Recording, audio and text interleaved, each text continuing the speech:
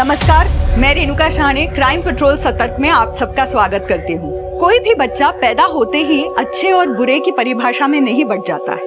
बच्चा बच्चा होता है। उसकी परवरिश, उसके आसपास का माहौल इस बात का निर्धारण करता है कि आगे चलकर कोई बच्चा अच्छा नागरिक बनेगा या बुरा। दुनिया भर की स्टडीज से ये बात सामने भी आई कि ज्यादातर हार्डकोर अपराधियों के अपराध की तरफ मुड़ने के पीछे कोई न कोई कारण जरूर होता है। हमारी सामाजिक और सभ्य दुनिया अपराधियों के बारे में तो बात करती है, मगर कोई अपराधी आखिर अपराधी बना क्यों, उन कारणों के बारे में बात नहीं करती। उल्टा होता ये है कि अपने से जरा भी अलग सामाजिक और आर्थिक परिवेश के लोगों को पैदाइशी अपराधी मानकर खारिज कर दिया जाता है। और जैसा कि मानव मन होता है जटिल, वो इस सामाजिक दुराभाव और निष्कासन से निपटने के अपने तरीके ढूंढता है, ऐसे तरीके जो उसकी अपनी समझ से भी बाहर होते हैं। और जब ऐसा होता है, नतीजा बेहद खौफनाक होता है।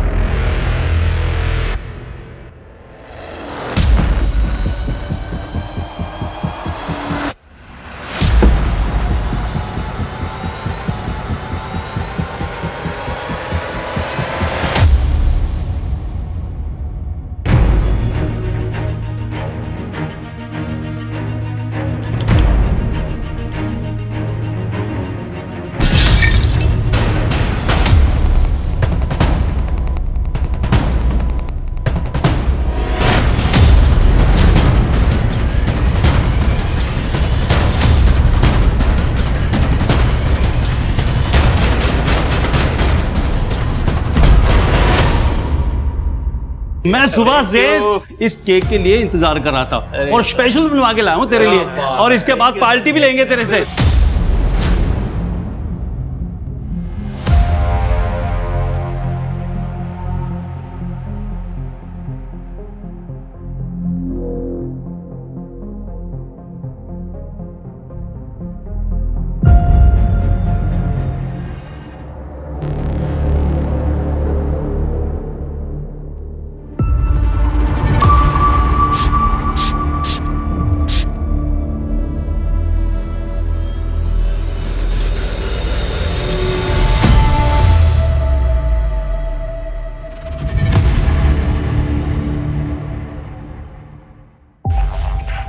बहुत बहुत मुबारकबाद मिस्टर विनय।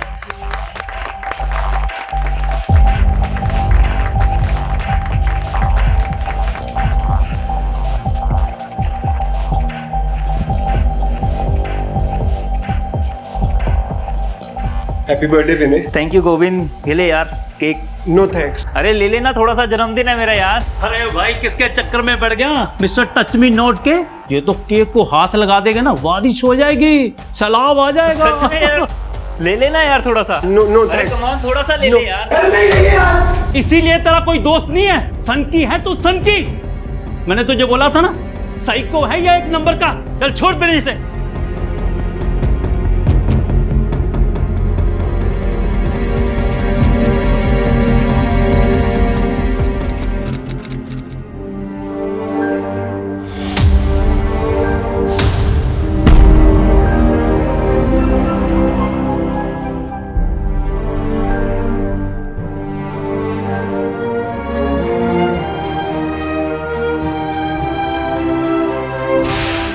पार्टी तो देनी पड़ेगी भाई। हाँ यार, पार्टी तो देनी पड़ेगी। अच्छा सुनो मैं क्या कह रहा हूँ। मेरी और मोहित की अलग अलग बर्थडे पार्टी करने से अच्छा है एक ग्रैंड बर्थडे पार्टी करते हैं। मोहित के टेरेस पे करते हैं। हाँ आ जाओ, कोई प्रॉब्लम नहीं है। अरे प्रॉब्लम तो है यार, ग्रैंड पार्टी होगी और दारू नहीं होगी। अरे यार किसने कहा दारू नहीं होगी? 18th बर्थडे है मेरा, 9 बजे टाइम पे पहुंच जाना। इतनी दारू पिलाऊंगा ना कि लुढ़कते हुए जाओगे तुम सब घर पे, ठीक है? चल 9 बजे मिलते हैं। चलिए यार, फिर मिलते हैं 9 बजे। हाँ आ जाना।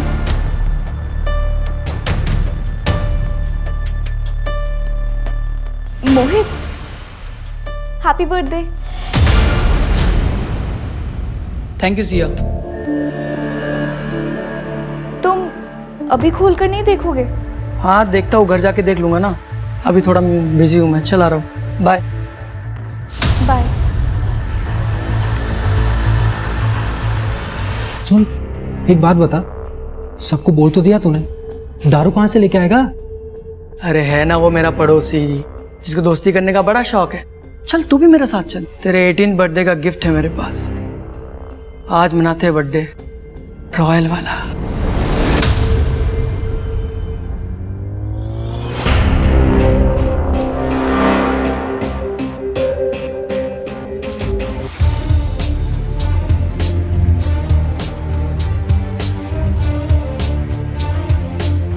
रहने दो ना भाई, बाद में कर लेंगे साफ। नहीं बस हो गया। ये लो।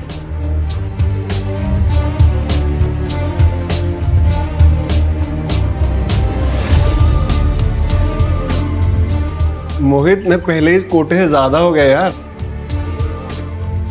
आज मेरा बर्थडे है, आज भी कोटा फॉलो करोगे क्या?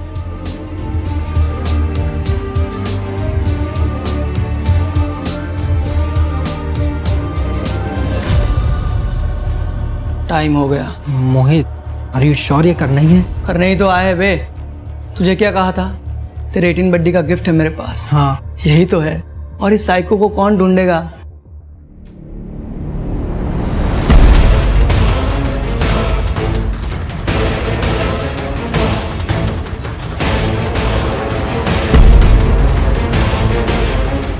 सांसें चल रही हैं इसकी अभी भी।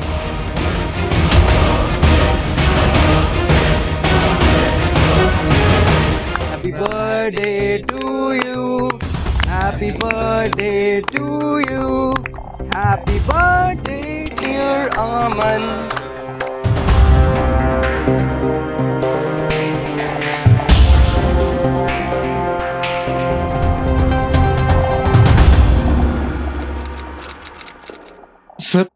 सर आप मेरे साथ चलिए सर, वहां पे कोई गड़बड़ है सर। प्लीज सर आप चलिए मेरे साथ। ठीक है, आप कंप्लेंट लिखवाइए, हम चेक करेंगे। नहीं सर, इतना टाइम नहीं है सर। सर उन्होंने दरवाजा भी नहीं खोला सर। प्लीज आप चलिए मेरे साथ। करण, जाओ इनके साथ, देखो क्या बात है। चलिए। Thank you sir.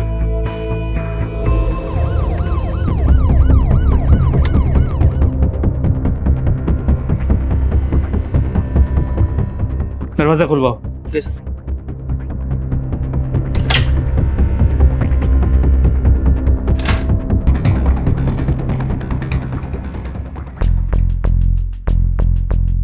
माँ,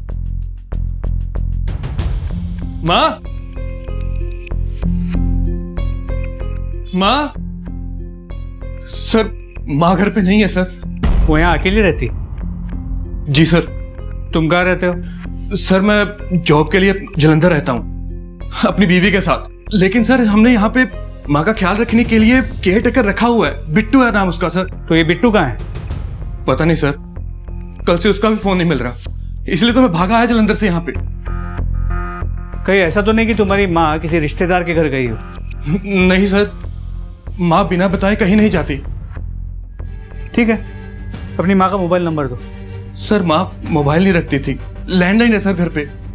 वो कहती थी कि मोबाइल पे उनको विश्वास नहीं है। ठीक है, उस कैटेगर बिट्टू का नंबर दे दो और तुम्हारी माँ का दिन का रूटीन बताओ, उन्हें ढूंढने में आसानी होगी।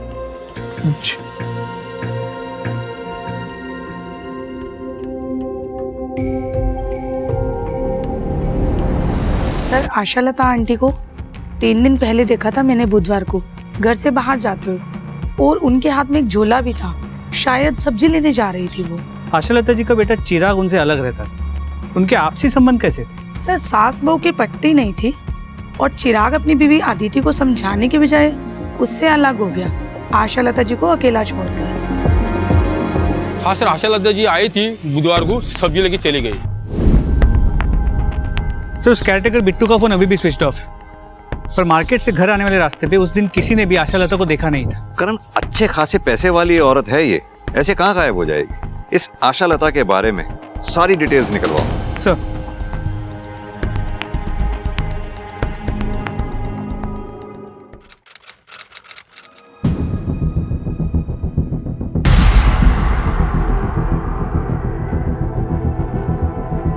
आरव क्या हुआ? ठीक से बैठ, पापा आते ही होंगे।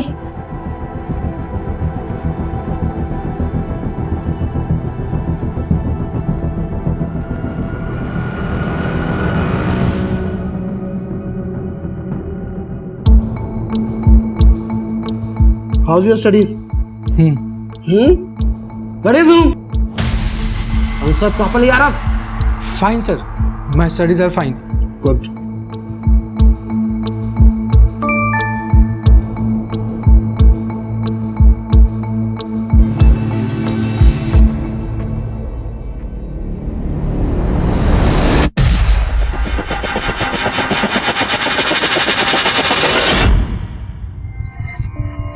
यार मुझसे नहीं होगा ये सब।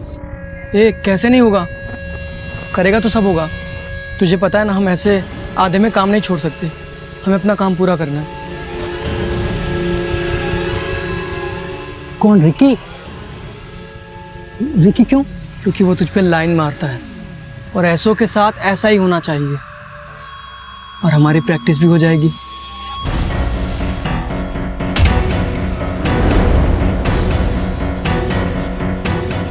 क्या तू हमारी बातें सुन रही थी? नहीं मोहित, मैं तो बस तुमसे मिलने आई थी। किस लिए मिलने आई थी? पीछे ही पड़ गई है यार। चल आ रहा हूं।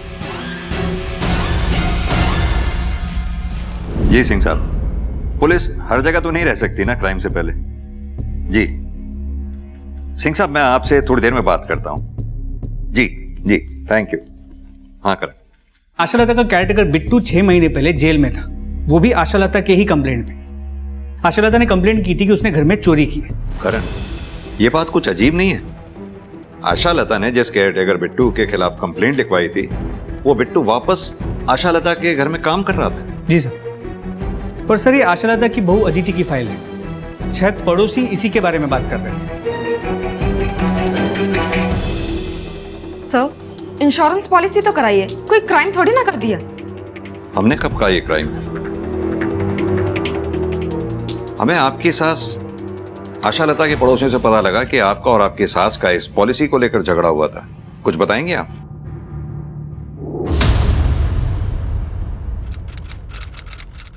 सिर्फ पेपर्स पर नाम है आपका माँ जी। ये पॉलिसी मैंने अपने भाई सूरज से आपके बेटे चिराग और अपने बच्चे के फ्यूचर के लिए करवाई थी। तो फिर उनका नाम करवाती ना, मेरा नाम क्यों करवाया कि मैं जल्दी मर जाऊं और पैसा तुम लोगों को मिल जाए?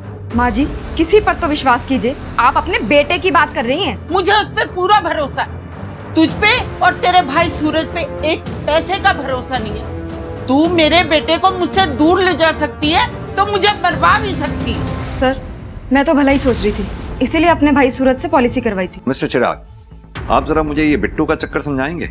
सर एक्चुअली मेरी माँ का नेचर थोड़ा डिफिकल्ट है। हर कोई उसके साथ एडजस्ट नहीं कर पाता। इसीलिए तो सर हमने बिट्टू को वापस काम पे रखा था कि बिट्टू माँ के नेचर के बारे में भी जानता है और यहाँ पहले काम भी कर चुका है। लेकिन हाँ सर, चोरी के बाद हमने बिट्टू की अच्छी तरह से जांच पड़ताल की थी, सब ठीक था सर। चलो करें।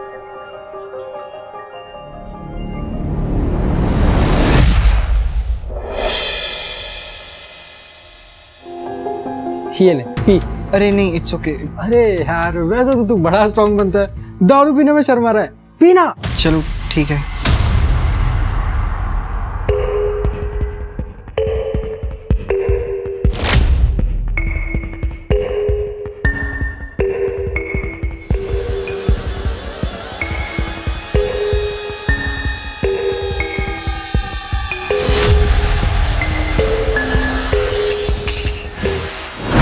गया?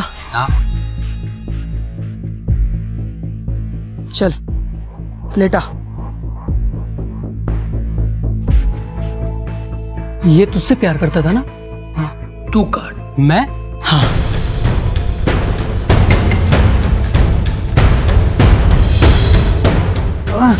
हाँ, ये बढ़िया काटा तूने। जब पुलिस टीम एक लापता बूढ़ी औरत आशालता की तलाश कर रही थी, ठीक उसी समय दिमाग को झकझोर देने वाला एक क्राइम और हो रहा था। ऐसा क्राइम जिसे देखकर कोई भी सुन्न पड़ जाए। मगर जो दो लड़के उस क्राइम को कर रहे थे, मोहित और आरव, उनके लिए ये क्राइम एक खेल की तरह था। इन दोनों युवाओं को इस जघन्य अपराध को करने के लिए प्रेरणा कहाँ से मिल रही थी, और ये आखिर उनके लिए एक खेल की तरह क्यों था? आशालता के केस में उलझी पुलिस कब तक इन लड़कों के अपराधों के बारे में अनजान रहने वाली थी?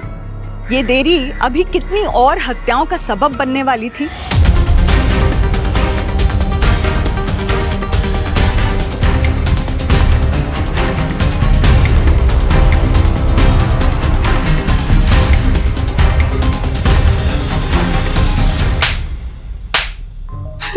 क्या किया आशा लता जी के साथ?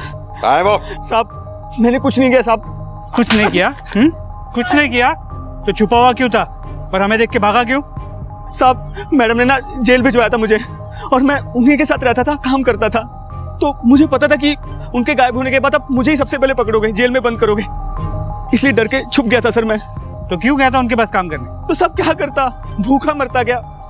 ना जेब में पैसे थे ना नौकरी थी, इसलिए मैं उनके पास वापस चला गया जब उन्होंने मुझे बुलाया। और वापस आकर मैडम को गायब कर दिया, बदला लिया उनसे? मैंने कुछ नहीं किया सर, सच बोल रहा हूँ कसम से सर। करण थाने लेकर चलो उसे, वही बात करेंगे इससे।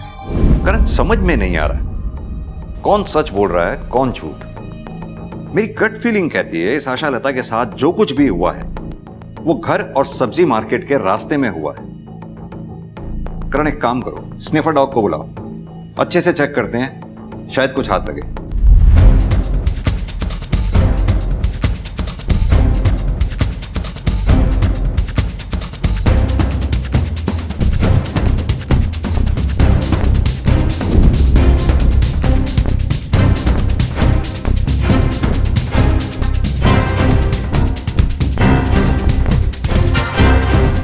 सर लगता है इधर कुछ है। करण खुदाई करवाओ। सर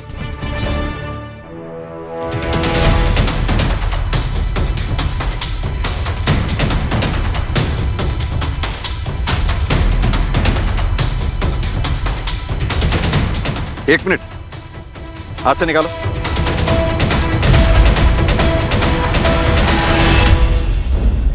आशा लता? सर इधर आइए।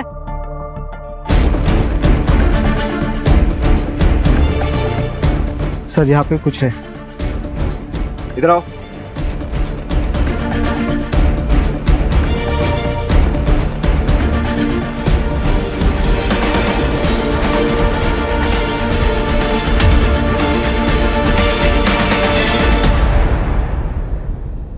हाथ से निकाल, हाथ से, दोनों हाथ से।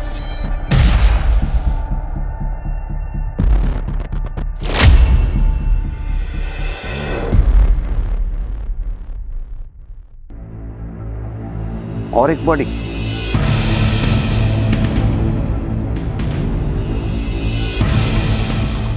सर इधर आइए।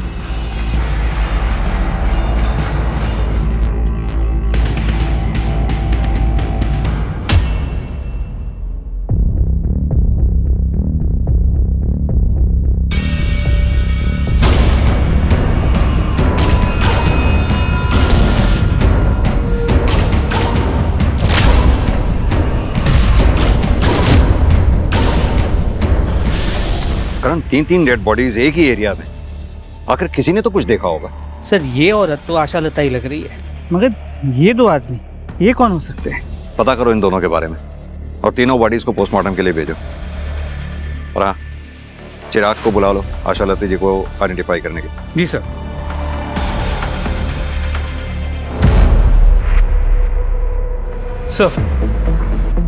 सर तीनों बॉडीज की पोस्टमार्टम रिपोर्ट, ये आशा लता की postmortem report.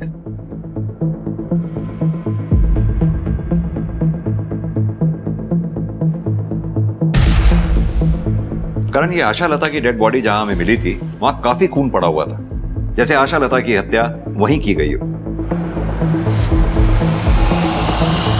Murder weapon? Sir हो सकता है किसी पत्थर से मारा हो, अब तक कुछ मिला नहीं है सर, हम ढूंढ रहे हैं। सर ये इस लड़की की पोस्टमार्टम रिपोर्ट, उम्र करीब 17 साल के आसपास की है।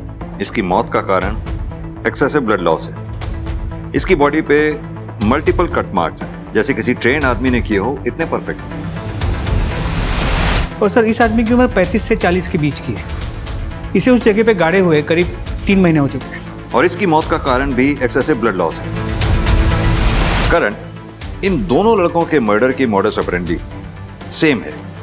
वहीं आशा लता की जिस तरह से हत्या की गई है उसे देखकर लगता है कि किसी नौसिखिए का काम है। तो क्या इन दोनों का हत्यारा और आशा लता का हत्यारा अलग अलग है? सर ये भी तो हो सकता है कि किलर ने जानबूझ के आशा लता को अलग तरीके से मारा है ताकि वो हमें गुमराह कर सके। अगर ऐसा है तो ये क्रिमिनल बहुत शातिर है। आरव, आज उस साइको गोविंद के घर के बाहर मैंने लोग देखे, उसके बारे में बातें कर रहे थे। तुझे पता है इतनी सी भनक पड़ी ना पुलिस को, हम दोनों जेल में होंगे। 3 महीने हो गए, किसी को कुछ पता नहीं चला, और अब अपने आप पता चल जाएगा। गोविंद के साथ हमें कभी किसी ने देखा है? नहीं ना? ठीक है, हमें गोविंद के साथ किसी ने नहीं देखा, लेकिन रिकी, उसके घर वाले नहीं ढूंढ रहे होंगे उसे? हाँ तो ढूंढने देना। सबको पता है जब से वो तुझे लाइक करता था, हमारा और उसका कोई लेना देना नहीं था। आरव, अरे हटना यार। ए रुकना, क्यों टेंशन ले रहा है तू? मैंने अपने टारगेट इतने सोच समझ कर चुने हैं कि कोई हमें उनसे कनेक्ट नहीं कर पाएगा। और तू भूल मत, मुझसे ज़्यादा स्मार्ट यहाँ कोई नहीं।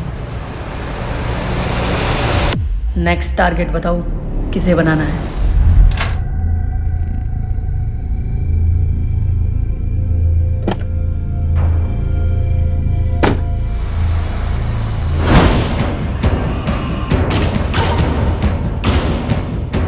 ये रहा अपना टारगेट।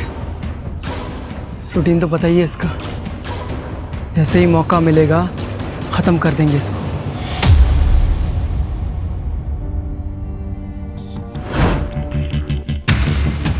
नहीं सर, मैं नहीं जानता इन दोनों को, पर सर किसने किया ये?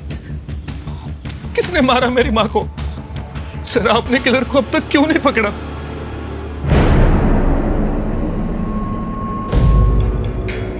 कातिल को ही ढूंढने की कोशिश कर रहे हैं हम चिराग, लेकिन इसमें हमें तुम्हारी मदद चाहिए। क्या तुम जानते हो किसी के बारे में, कोई ऐसा जो तुम्हारी माँ आशालता का कत्ल कर सकता हो? नहीं सर।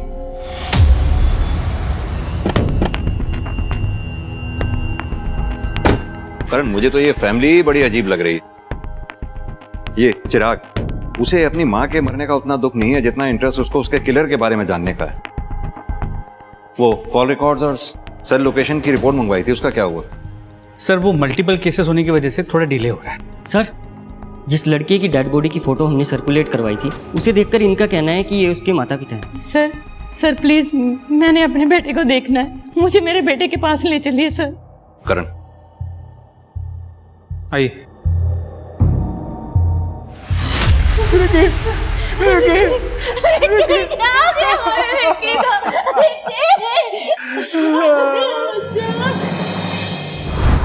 इन दोनों में से किसी को जानते हैं आप लोग?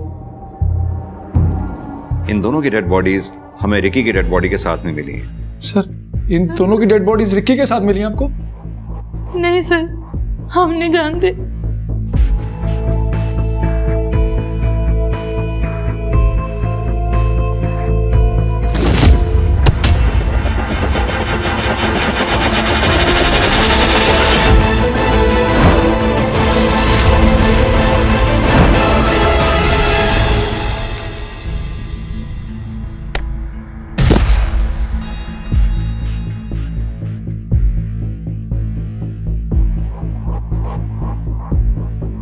अरे वादी, तेरी टांगे तो कानून के हाथों से भी लंबी है, जिसे देखो उसे गिरा देती है। थोड़ा कंट्रोल कर यार। वाह, क्या जोक मारा है। अब मैं मारूं? जोक नहीं, तुझे मारूं? अरे की आदि, क्यों लड़ रहे हो तुम दोनों? चलो अपनी अपनी क्लास में, चलो चलो। सर दीप तो स्कूल में सबको परेशान करता था और रिकी के तो पीछे ही पड़ गया था। आप कॉलेज में किसी से भी पूछ लो, उसके बारे में सब यही कहेंगे। रिकी के पीछे मैं क्यों पड़ूंगा सर? वो तो खुद लड़कों के पीछे पड़ता था। मतलब? लड़कों को पसंद करता था। लेकिन अब सर, रिकी के बारे में आरव से पूछिए, वो मोहित का बेस्ट फ्रेंड है। रिकी आरव को भी लाइक करता था। सर ऐसा कुछ भी नहीं था, वो दीप खुद फंस गया है तो अब मुझे भी फंसा रहा है।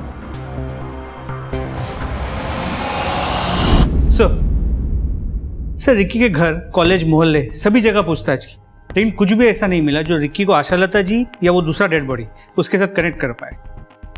करण, इन दोनों लड़कों की डिटेल पोस्टमार्टम रिपोर्ट के मुताबिक दोनों के सिस्टम में अल्कोहल पाया गया, वो भी काफी अमाउंट में। और यही नहीं, इन दोनों का मर्डर किसी सर्जिकल इंस्ट्रूमेंट से हुआ है जो कि साइंस लैब या किसी केमिस्ट शॉप पे मिलता है। और आशालता जी? जबकि आशालता की पोस्टमार्टम रिपोर्ट में ऐसा कुछ नहीं है, लेकिन उससे जुड़े लोगों की सेल लोकेशंस एक आदमी की तरफ इशारा करेगी। जिस दिन तुम्हारी मां गायब हुई, फ्राइडे को, तुम त्रिलोक चौक में ही थे। क्या कर रहे थे वहां पर? सर मैं कहा सर, मैं नहीं था सर। अच्छा, तो फिर ये कौन है जो तुम्हारी माँ के घर के पास वाले एटीएम से पैसे निकाल? सर ये मैं ही हूं, लेकिन सर मैं अपने एटीएम से पैसे निकाल रहा था, किसी और की थोड़ी ना। देख भाई चिराग, इतना तो तय है कि फ्राइडे को तुम त्रिलोक चौक में ही थे। अब शराफत से बता दो कि वहां कर क्या रहे थे। बोलो। माँ आप अपनी सारी प्रॉपर्टी ऐसे कैसे चैरिटी में दान कर सकती हो? हाँ, मुझे जिंदा रहना है। तेरी बीवी इंश्योरेंस का पैसा लेने के लिए मुझे समय से पहले मरवा देगी। माँ वो इंश्योरेंस आपके होने वाले पोते के लिए है। नौकरी नहीं है मेरे पास, नौकरी चली गई है मेरी, पैसे नहीं है मेरे पास उसे पालने के लिए। जब घर की लक्ष्मी कुलक्ष्मी हो जाती है ना, तब ऐसा ही होता है। ना तू अदिति से शादी करता और ना मुझसे दूर गया होता, तो आज ये सब तेरे साथ ना हो रहा होता। अब मेरे साथ लड़ना बंद कर। मेरी प्रॉपर्टी, मैं जो मर्जी करूं, तुझे इससे क्या लेना देना? हाँ? इतनी सी बात हुई और माँ मार्केट चली गई और मैं भी वहां से निकल गया। लेकिन सर मैं सच कह रहा हूं सर, मैं अपनी माँ को मारने के बारे में सोच भी नहीं सकता सर। इस चिराग पर बिल्कुल भी भरोसा नहीं किया जा सकता। जो एक बार झूठ बोल सकता है वो बार बार भी झूठ बोल सकता है। और अब तो एक चीज धीरे धीरे क्लियर भी होती जा रही है कि आशा लता के मर्डर की मॉडस ऑपरेंडी उन दोनों के मर्डर के मॉडस ऑपरेंडी से डिफरेंट है। और अब तो डिटेल पोस्टमार्टम रिपोर्ट में भी ये क्लियर हो गया है कि आशा लता के विसरा में अल्कोहल नहीं था, जैसा कि उन दोनों लोगों के पेट में था। अपने एफर्ट्स बढ़ाओ करण। इस अनजान आदमी के बारे में पता लगाना बहुत जरूरी होगा। कोई ना कोई तो होगा इसे जानने पहचानने वाला। पुलिस का मानना था कि आशा लता का बेटा चिराग आशा लता का हत्यारा हो सकता है, मगर पुलिस के पास इस बात को साबित करने के लिए कोई सबूत नहीं थे। रिकी की पहचान तो पुलिस ने कर ली थी, मगर गोविंद अभी भी पुलिस के लिए एक बेनाम लाश ही था, एक मिसिंग लिंक। हालांकि मोहित और आरव हार्डकोर क्रिमिनल्स नहीं थे, मगर कॉलेज स्टूडेंट होते हुए भी उन्होंने अपने शिकार शातिराना ढंग से चुने थे। उनके विक्टिम्स की उम्र, उनके सोशल बैकग्राउंड इतने अलग थे कि पुलिस इन मामलों को सुलझाना तो दूर, इनके बीच के आपसी कनेक्शन तक को नहीं पकड़ पा रही थी। मोहित और आरव द्वारा शुरू की गई हत्याओं का सिलसिला अभी रुका नहीं था, बल्कि एक नए पड़ाव की तरफ बढ़ चुका था।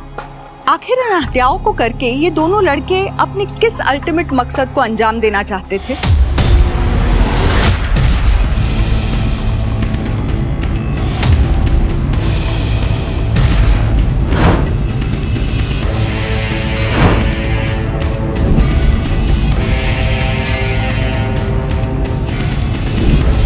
ये साई को अपना गोविंद ही है ना, देख। अरे हाँ, ये तो वही है सर। गोविंद मालिक नाम है इसका, और ये तो हमारे साथ ही काम करता था। आपके ऑफिस का कोई भी एम्प्लॉय पिछले 3 महीने से ऑफिस नहीं आ रहा है, और आपके ऑफिस में से किसी ने भी ये जानने की कोशिश नहीं की कि क्यों नहीं आ रहा है वो? सर इसकी किसी के साथ दोस्ती ही नहीं थी जो कोई इसके बारे में सोचता। इसका एड्रेस पता होगा आप लोगों को? जी सर, एड्रेस है इसका house number 21 Shastri Nagar. Sir, इस गोविंद के घर का एड्रेस शहर के बिल्कुल दूसरे हिस्से में है। फिर वो आशा लता के घर के एरिया त्रिलोक चौक में क्या कर रहा था? करण, एक काम करते हैं, घर पर चलकर देखते हैं, शायद कोई ना कोई क्लू हाथ लगे। और ये काम हमें जल्द से जल्द करना होगा, क्योंकि आई एम श्योर कातिल हाथ पर हाथ रखकर नहीं बैठा होगा, जरूर अपना नेक्स्ट स्टेप प्लान कर रहा होगा।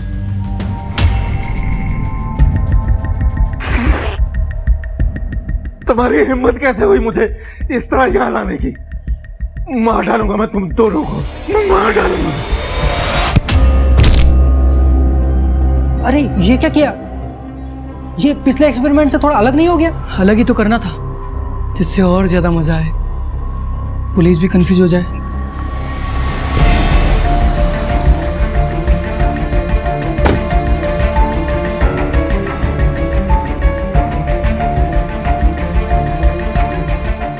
करण, दरवाजा खुलवाने का बंदोबस्त करवाओ।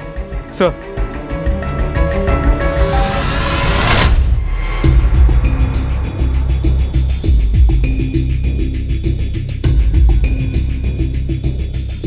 करण, मैं इतने बार पड़ोसियों से बात करता हूं, कुछ अगर मिले तो मुझे बताना।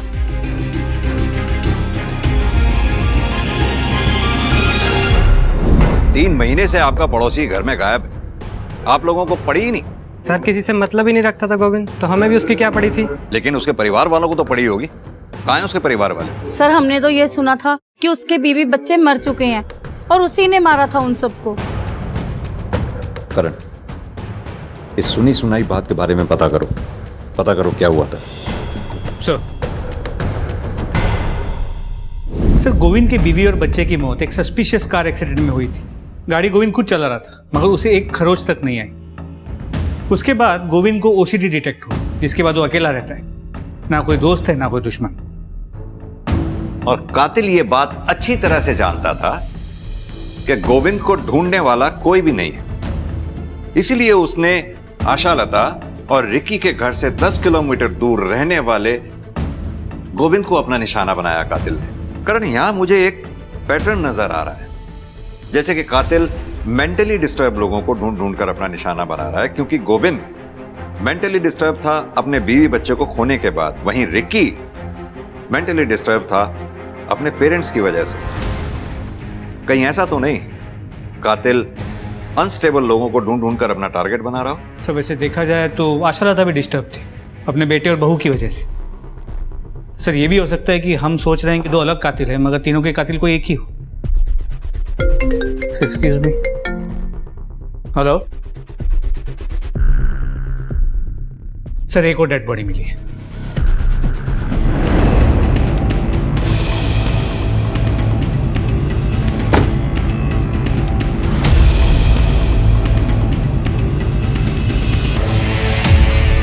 एक काम करो, क्राइम सीन सील कर दो, देखो कुछ मिलता है क्या। Okay sir. करण, ग्लव्स देना। सर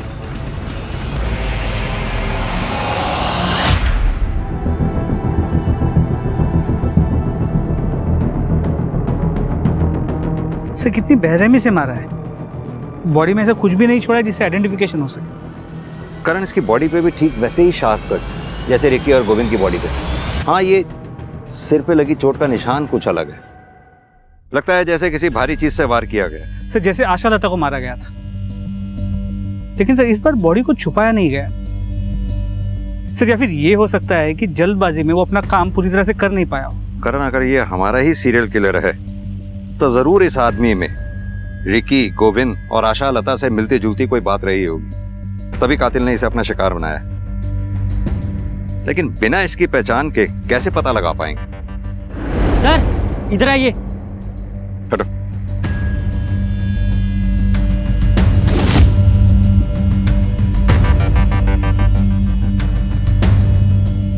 करण, फॉरेंसिक टीम को बुलाओ, टायर ट्रैक एग्जामिनेशन करवाओ, शायद उससे पता चले किस गाड़ी के टायर हैं ये। और हाँ, पता करो इस रूट पे आगे कहीं सीसीटीवी लगा हो तो शायद उसकी फुटेज से इधर की तरफ आने वाली गाड़ियों के बारे में कुछ पता चल सके। जी सर।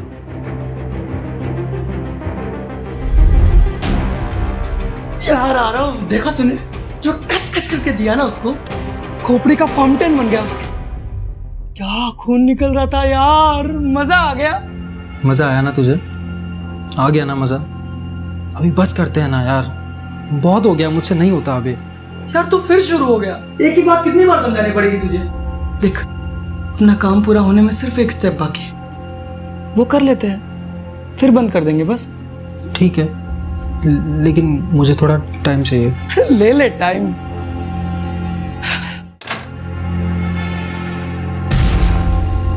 मोहित, पापा आ गए, पापा। अरे इधर कहाँ जा रहा है, उधर से भागना, जल्दी जल्दी खोल मोहित, जल्दी खोल।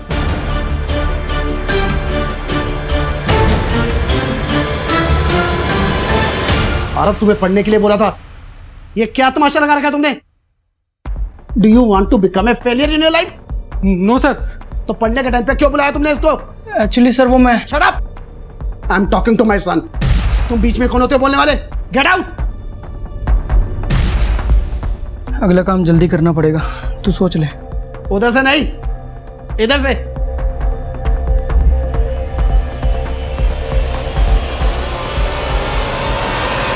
सर ये प्रोबेबली उसी कार का नंबर है जिसके टायर मार्क्स हमें डेड बॉडी के पास से मिले थे। गाड़ी किसी महान सिंह नाम के आदमी के पास रजिस्टर्ड। सर उसका एड्रेस रामबाग तो जहां से हमें डेड बॉडी मिली थी वहां से 15 किलोमीटर दूर है ना, यानी कि सिमिलर पैटर्न। करण, इस एड्रेस पर चलकर देखते हैं आखिर ये महान सिंह है कौन, विक्टिम या किलर। आओ। ये मेरे पापा हैं सर, इन्हें किसने मार डाला सर? मानव, वही पता करने हम यहां आए। अब तुम ही हमारी मदद कर सकते हो ये बता के कि कौन कर सकता है तुम्हारे पापा के साथ ऐसे। मुझे नहीं पता सर, मुझे तो यकीन ही नहीं हो रहा कि पापा मर चुके हैं। और कौन रहता है तुम्हारे अलावा इस घर में? सर, मेरी माँ की डेथ मेरे बचपन में ही हो गई थी। एक छोटा भाई है सर, मगर उसे कोई फर्क नहीं पड़ता कि हम जिंदा हैं या मर गए। अगर उसे पता चला कि पापा मर चुके हैं तो वो खुशी ही होगा सर। वो खुश क्यों होगा?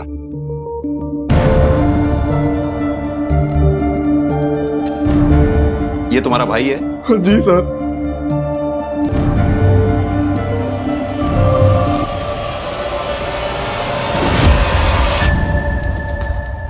ये महान सिंह का बेटा मोहित और रिकी एक ही कॉलेज में पढ़ते हैं, यानी कि महान सिंह और रिकी के मर्डर में कोई तो कनेक्शन जरूर है।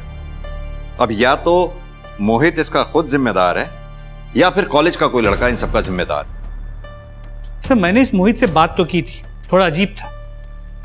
करण, बिना किसी सबूत के हम इसे इंटेरोगेट कर ही नहीं सकते। एक कॉलेज का लड़का इतने ब्रूटल मर्डर करेगा, इस बात का कोई भरोसा करेगा ही नहीं। एक काम करो, पता करो इसके पास मर्डर वेपन आया कहां से, और इसके लिए सबसे पहले इसके कॉलेज से स्टार्ट करो। ये किसके साथ उठता बैठता था, इसका रूटीन क्या था, इसका सारा कच्चा चिट्ठा निकालो। और जब तक तुम ये सब काम करते हो तब तक मैं इस मोहित से बात करता हूं, देखूं तो सही अपने बाप की मौत का रिएक्शन होता कैसा है इसके। सर,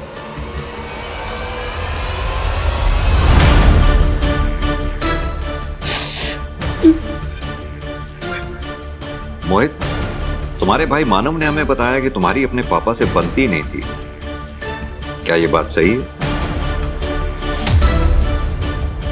सर, वो पापा थे मेरे, कोई दोस्त नहीं थे जो हर बात पर बने। और वैसे भी हर बाप बेटे में थोड़ी बहुत अनबन होती है सर, हमारे बीच भी। क्या आपके कॉलेज के किसी लैब में से कोई इक्विपमेंट मिसिंग है? जी सर, एक स्कैल्पेल और एक सर्जिकल नाइफ, बट मैंने सोचा खो गए होंगे। क्या मोहित की एक्सेस थी इन इक्विपमेंट्स तक?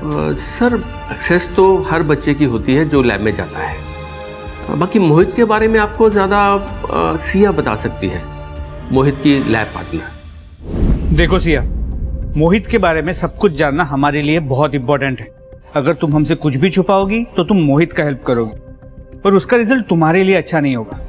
तो बताओ। सर, मोहित को लैब इक्विपमेंट्स का बहुत शौक था, बहुत फैसिनेशन था। मुझे लगा था वो साइंस का अच्छा स्टूडेंट है, शायद इसलिए इन सब चीज़ों का शौक रखता है।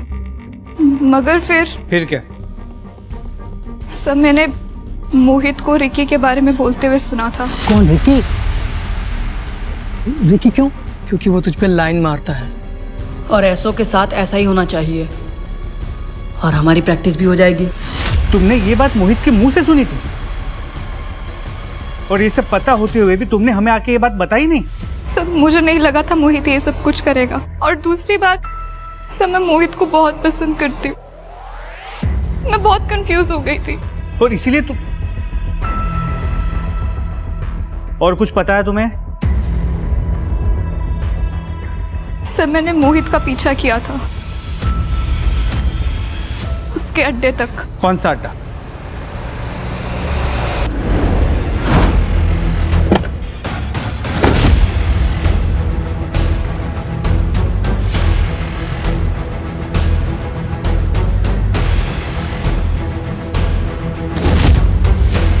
करण, इसी ब्रांड की अल्कोहल तो रिकी और गोविंद के पेट से मिली थी। सर, मोहित के डिटेल मोबाइल लोकेशन रिकॉर्ड्स आ गए। सर जिन जिन जगहों पे मैं डेड बॉडीज मिली थी उन हर जगह पर मोहित के मोबाइल की लोकेशन मौजूद थी। लेकिन इंटरेस्टिंग बात यह है कि मोहित के साथ साथ उसके दोस्त आरव की मोबाइल की लोकेशन भी सेम थी।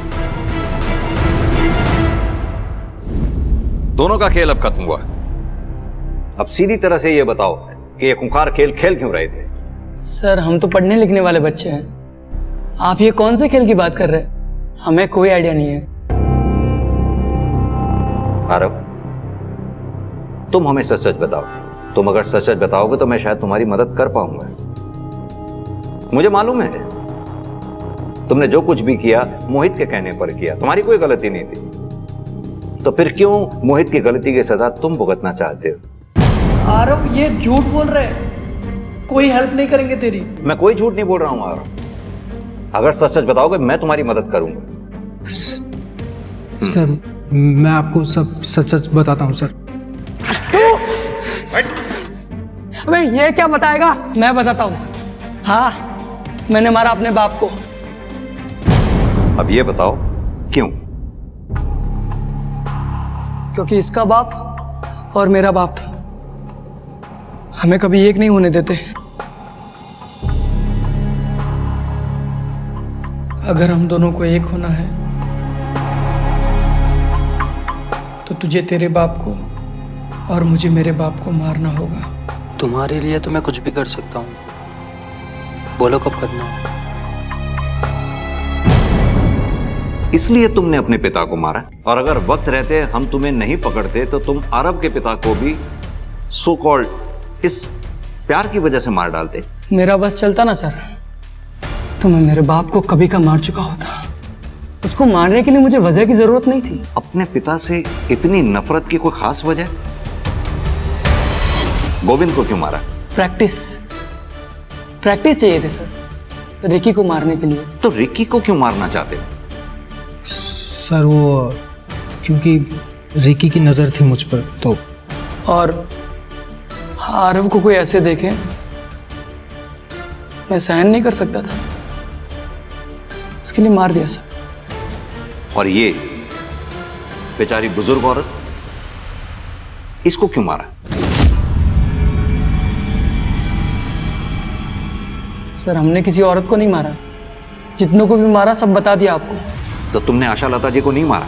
बोला ना सर नहीं मारा। हम आर्ट ऑफ किलिंग में इतने परफेक्ट हो गए थे, फिर क्यों मारते इस औरत को बेकार में? सुविधा संपन्न बचपन भी दर्दनाक हो सकता है अगर उसे समझा ना जाए। ऐसा बचपन सबसे हिंसक अपराधियों को जन्म देता है, जैसा मोहित और आरव के मामले में हुआ। आशा लता के केस में इतने संदिग्ध थे, उसका बेटा चिराग, बहू अदिति, अदिति का भाई अमन, आशा लता का केयरटेकर बिट्टू या एनजीओ की हेड मेघा, सभी पुलिस के रडार में थे। मगर इनमें से सबूत किसी के खिलाफ नहीं था। आशा लता का मामला अब शायद पुलिस की फाइलों में अनसुलझा ही रह जाए, मगर ये आशा लता का केस ही था जिसने पुलिस को मोहित और आरव के एक्सपेरिमेंटल मर्डर्स को सुलझाने में मदद की थी। बचपन में जब मोहित और आरव को शायद सबसे अधिक समर्थन और समझे जाने की जरूरत थी, तब उन्हें यातना और पीड़ा दी गई थी, वो भी उनके अपनों के ही द्वारा। और इस यातना का बदला उन्होंने वैसी ही यातनाएं दूसरों को देकर लिया। दोनों के ही अपराध अक्षम्य हैं, मगर इन अपराधों के वे अकेले जिम्मेदार नहीं हैं। उनके परिवार, उनकी परवरिश भी उनके अपराधों में बराबर की हिस्सेदार। इसी के साथ अब मैं रेणुका शाहने आपसे विदा लेती हूँ। हम फिर मिलेंगे ऐसी एक कहानी के साथ जो रखेगी आपको सतर्क और जिंदगी को सुरक्षित। तब तक अपना और अपने परिवार का ख्याल रखिए और देखते रहिए क्राइम पेट्रोल सतर्क। जय हिंद।